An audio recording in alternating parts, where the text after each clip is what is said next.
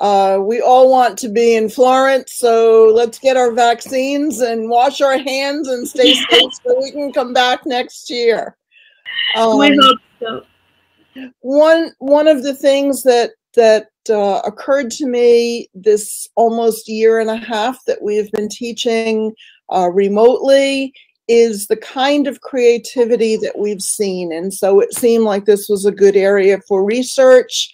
So circumstantial creativity, creativity that happened due to the circumstances that we were in. And is this a pandemic paradigm shift for creativity?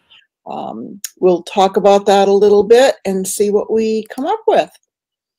Okay, so these are facts that we all know for the United States anyway. The World Health Organization characterized COVID-19 as a global pandemic, and then we closed schools, and we are still in a mix of schools being open, schools being taught online, not enough equipment for our students in poorer sections of the country. The Delta virus and different variants are still going on. So we're still very uncertain as to what the future might be. So there's a lot of current research on creativity that happens during a crisis. And I'm not going to read these. They're in my reference section, so they're available to you. But there has been research noting that there's a lot of creativity happening during the pandemic and as a result of the pandemic, and we will talk about those a little bit. There is other research showing that engaging in creative activities might give people a sense of control over a situation that we can't control, and also helps as a management of stress. And I think we've all had that too. More research on the probability or the possibility that engaging in creativity for well-being gives us long-term changes to how we respond to stress, which is a really good thing for educators, which is a really good thing for our students, whether they be young students or college and adult learners. We're all looking for ways to deal with stress. Begetto sees crisis as a catalyst for creative engagement and innovative outcomes. And again, we've seen lots of that during the past almost 2 years, hopefully before, but definitely in relation to the pandemic. And then there's an incredibly involved literature review citing the lack of international common ground when we try to infuse creativity into our classrooms. So here at an international conference, I think this gives us lots of opportunity to network and to think about how we might be able to bring more creativity into our classrooms on a personal basis, a classroom basis, universities and international. Okay.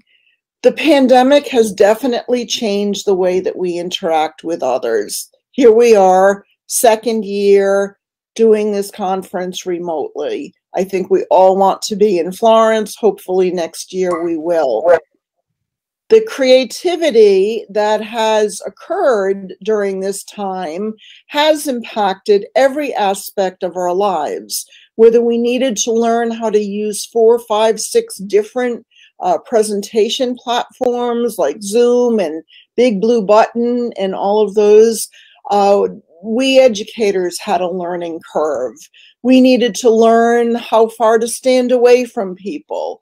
I'm a hugger, so you know it's been hard, and I'm missing that relation.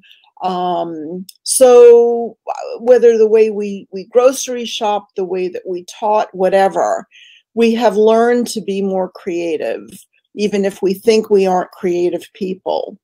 So my question is, how can we manifest our learned creativity in our post-pandemic education?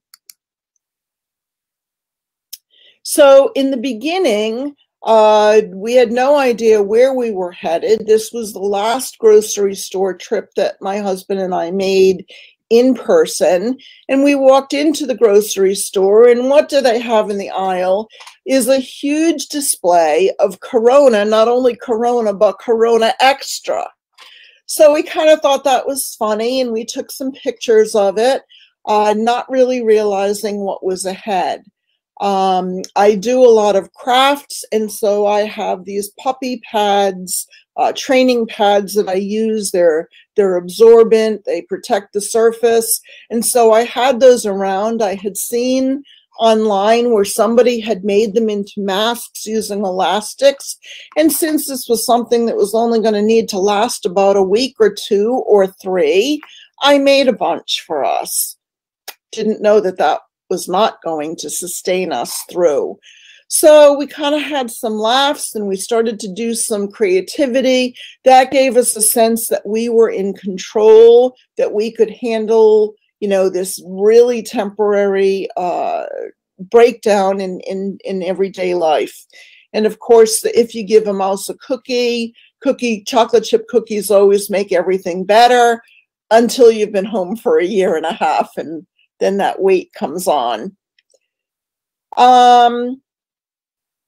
The use of creativity and creative problem solving is evident everywhere. If you look at these, we've all been touched by this, whether we have dealt with the virus or not personally, but all of these things have happened in our life, and every single one of them was the result of a creative problem-solving action. So I began to look at the increased areas of creativity and creative expression in my personal life and my professional life as we were teaching remotely and learning to use those tools and learning to manage time and not be spending 24 hours a day on the teaching part. And so I found many, and this conference last year was one of them. It was the first online conference that I attended. So I started looking at where these creative expressions originated from, what purpose they served, where they overlapped, and I also considered my own exposure to current research on creativity, on dealing with stress, and the impacts that all of these were having on the lockdowns, or of the lockdowns. So one of the very first things I did when Italy was in lockdown, we've done lots of research and networking and friend making with people in Italy, and I knew that they were locked down, lots of hours spent at home, with parents who are not teachers and don't necessarily know how to entertain their children, keep their children busy in all of those school hours. So I created the Reading Rhinoceros resources, and it's on that blog spot. It's still active. There are over 400 posts that are there with activities, so please use that as a resource and share. And then by the time I got this posted, the United States was also in lockdown. So my audience changed immediately. So I started doing things to try to balance out all of the time that I was spending at the computer working with my own university students. And I started cooking some of those recipes that I was seeing. The zucchini and summer squash grew in our own garden because that was an opportunity for us to grow some food, and learning how to do the conversion from metric, and yes, eating and enjoying those taste treats. I pulled out the pasta maker that I had bought several years ago. I had learned how to make tortellini in Italy with friends, but came home and never had the time. And now I had the materials, I had the ingredients, and I had a little more time to do something that was creative, and it turned out to be pretty successful. As I said, we started to do some gardening. I had to buy seeds online because we were not going out into stores. And I learned that you can grow celery from the bottom of the celery, from the heel of the celery. So there was a big learning curve, but it got us outside a little bit, my husband and me, and it got us doing some different things that we could see growth and we could see development and progress, which was part of the stress relief, but it also provided some great food for us. Our fig trees are even doing better than in this picture this year. So we did some recycling, rebuilding of old chairs that are here in the back, and we're ready for the trash. We had a little bit of lumber in the garage, and so it's like, well, what if we do this? And so I learned a lot from YouTube and from Pinterest, and so that helped my creativity, that helped my learning, that kept me off the grading and everything that was turning into 10, 12, 15 hours a day, right? I realized that we needed to balance. Last year's or 2 years ago, I talked about teacher stress and helping to reduce that.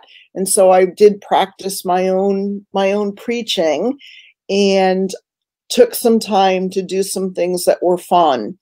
We have a kumquat tree in the backyard, and it was a bumper crop, huge, huge crop. And so we made jam, but we also did a similar to limoncello, and that was a nice little treat as well. We learned to use different communication platforms like Zoom and FaceTime and Blue Jeans, Teams, which is what my university uses, and now Big Blue Button. And there is a learning curve with each of those. But, you know, the choices were either stay isolated, and we were already isolated in our home, or reach out and do some things. So we had our first cocktail party online using Zoom. So we got to talk with friends and see how they were doing as well. I was really inspired by this teacher, Stephanie Trilling. She has a Facebook page and an Instagram page where she took the covers of children's literature, and that's what I teach, is children's literature, and twisted the topics or the titles just enough. Her first one was Goodnight Zoom, which the book really is Goodnight Moon. So these attracted my attention, and every night she had a new book cover up that she had designed based on one that was a real children's book. The Very Hungry Coronavirus, and the little engine that carried PPE. So that inspired me to share with my university students, but also sparked my own designs. So Tommy DePaula has a book called Stregonona Meets Her Match, and it seemed just so easy to make the masks and turn it into Stregonona Meets Her Mask. So I had my students think about books that they were using in their classrooms, their elementary classrooms, and how they might encourage their students to do those kinds of things.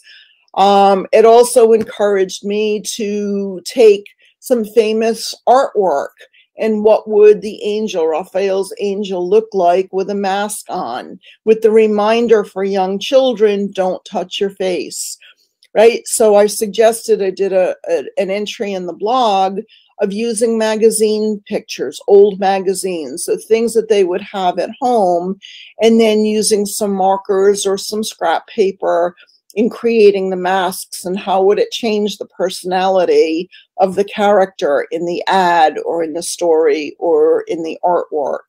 So trying to use things that children had at home. And this just went to, whoops, uh-oh. Roberta, I lost my... Here I am, Deb.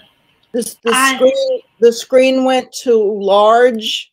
Okay, maybe you did zoom in. Try to do zoom out. You should see the button to do it on the bottom of your slides. Or I will do it for you. Just give me a second. Okay. Is it okay right now? Start sharing. Now I did zoom out. Is it better?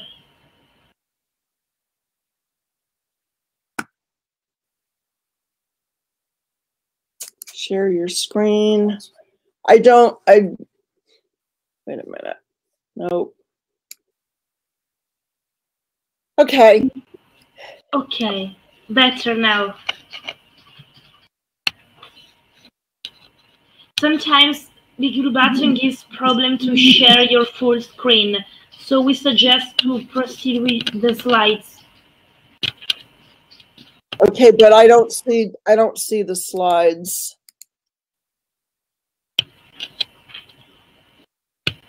Now you're the presenter.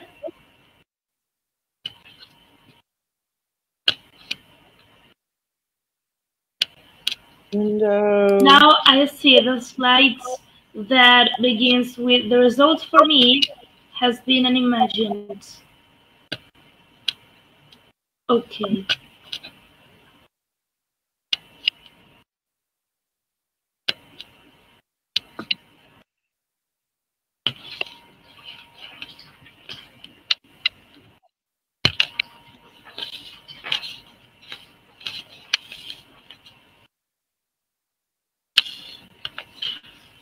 Great, I can see your laptop screen.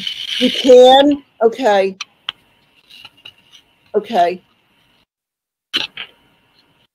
If I now you see the slide, think about examples of okay, creativity. you can see that? Yeah. Okay. So I'm sorry, think about the examples of creativity that you have seen during all of this and how they might connect to, this is going automatically. Okay. And Bernie Sanders sitting as a teacher. So I'll wait. Think of some of the ideas that you have used, that you have seen. Okay. So thoughts about a paradigm shift and more creative classrooms. Despite immense difficulties, confusion, fears, and challenges, sometimes even lack of materials and technology materials, the world absolutely became more creative during the pandemic. Whether we liked it or not, those around us, we, ourselves, our students, we learned how to do things differently. So divergent ideas blended into convergent ideas. So any possible idea, any possibility got moved into what could actually be used. But of course, we needed the opportunities and still need the opportunity and the freedom to think, to develop those ideas.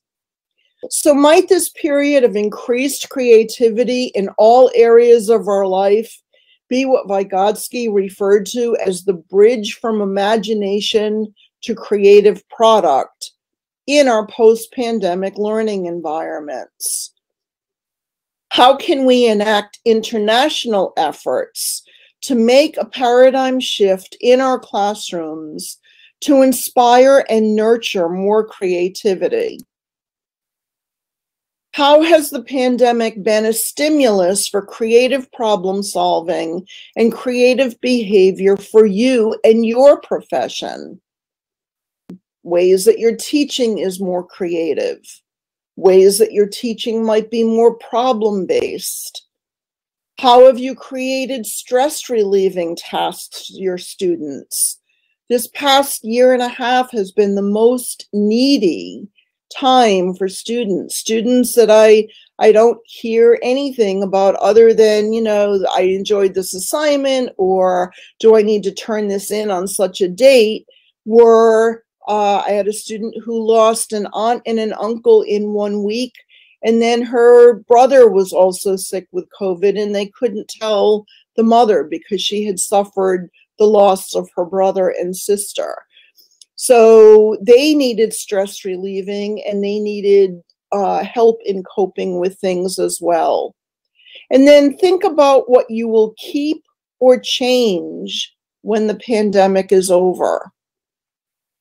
This is the time for educators to reflect on their own adjustments, discoveries, and balancing acts used during the pandemic to find spaces to build creativity into their own teaching and to enhance opportunities for authentic student engagement.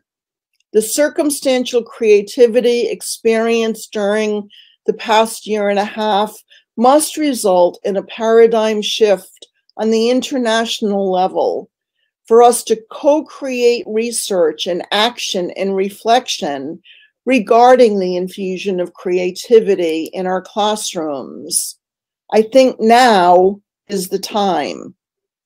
These are my references, and they're available in the PDF. Be creative. Please feel able to contact me. And I'm trying to get back to, okay. So are there questions that— Great presentation, Deb. Thank you. Thank you. So please, if you have questions to ask to Deb, with you, just open your camera or just type in the chat, and I'm sure she will be happy to answer. Absolutely. Okay, I see a question by Martin Laba. Could it be? Nearly all people became creative and active thinkers. Let's not overstate, but I don't mean that they were turning out masterpieces, but if you needed paper towels and cleaning, you needed to be creative about ordering those in advance, not if we go to the grocery store every week, but the creativity and how you deal with the materials to keep your house going. That's creative thinking, right? Instead of just running to the store, you had to think, do I need to order this? How long will it take to get here? So I think of that as creative behavior, Martin. So, hey, Deb. Yeah. Just one point, and I agree with you completely. My comment was related to an earlier comment in the chat, okay, and not to the substance of what you said, which I completely agree with. And it was, and I'm quoting when I said an earlier comment was, nearly all people became creative and active thinkers. And of course, I guess I take collegial issue with such an assertion, because, and I don't think that, I think we have to find the creativity. The overstatement comment was about the fact that depression, stress, sense of dislocation, the very things you ended off with are in fact still with us persistently, maddeningly. Absolutely. This was not a trip to the country club for people. You know, and what I'm suggesting is that if I mean, nobody expected that we were going to be in this almost 2 years here. So, you know, but even if it's trying to remember that you need to go to bed at the same time and get up at the same time to keep your body physically sound so that your mental condition can stay sound, that's an act of creative thinking and creative problem solving. So, you know, there were different steps for different people. I needed to be active. I needed to do things that I knew how to do or things I didn't know how to do for my sense of, you know, avoiding being depressed and feeling like we were missing out. I needed to see that I could accomplish something like making ravioli that I had not made before. You know, but for many of us, it's that step of getting out of bed in the morning, you know, and how can I do that? So, you know, I'm using the term creativity and creative problem solving very, very loosely, but we've all made adjustments. Sometimes they were given to us, told what we needed to do, but that using it in our own way, I think, is a step of creativity as well. I see 2 new messages in the public chat. May I make a comment, Roberta? Yes, please. I'm worried that after 2 years, almost 2 years of the pandemic, students and particularly academics have to be that creative. In the sense that most academics had to learn how to use online means the hard way. They were just thrown at the deep end.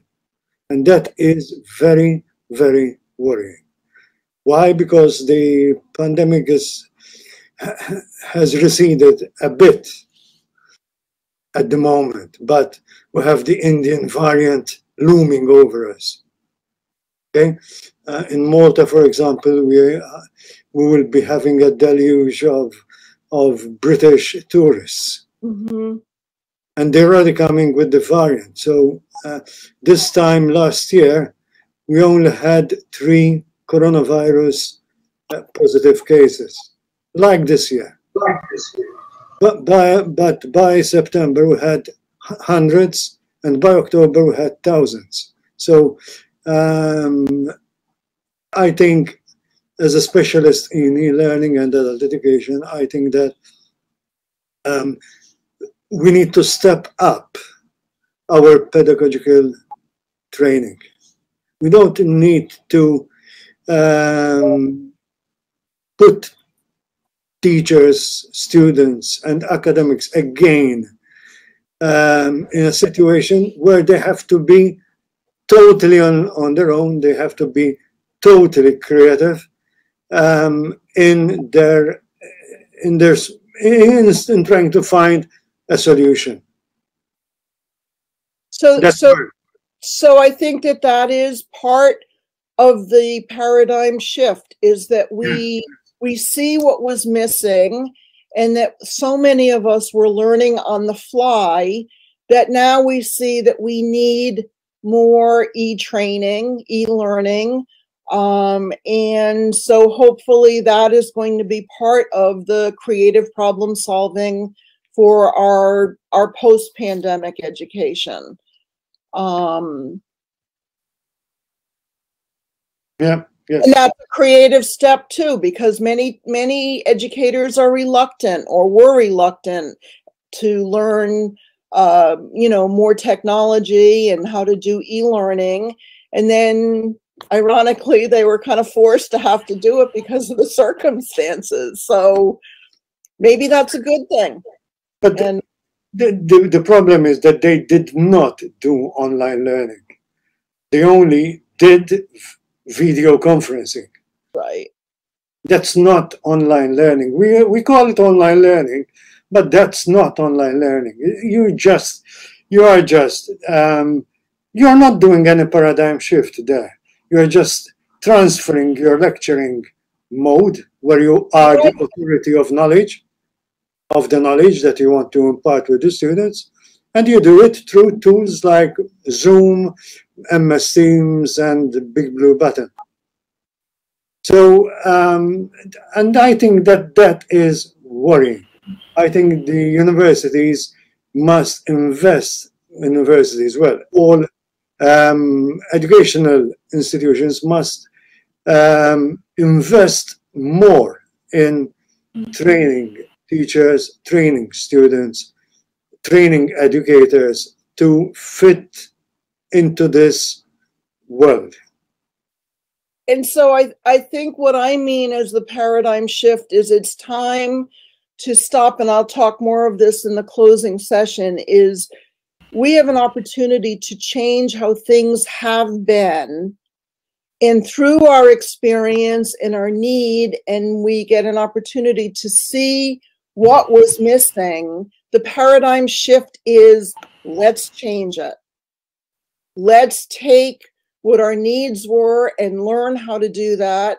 Let's take the best of what we've done in this Band-Aid kind of situation and expand on those and make that better and stronger, and learn what we need to learn to do that, to do exactly what you're talking of. Guys, I know I'm out of time. I don't want to infringe on anybody else's don't time. worry, this is a very interesting topic, and no, yeah, and there are so many different opinions. So for this reason why, even if we are out of time, I would like to invite you to write your email on the public chat if there are still questions about it, because I think we could debate for hours about this topic. But unfortunately, for the moment, we have to deal with the time. So I really thank you, Deb, for this very interesting presentation. And now I would like to give the floor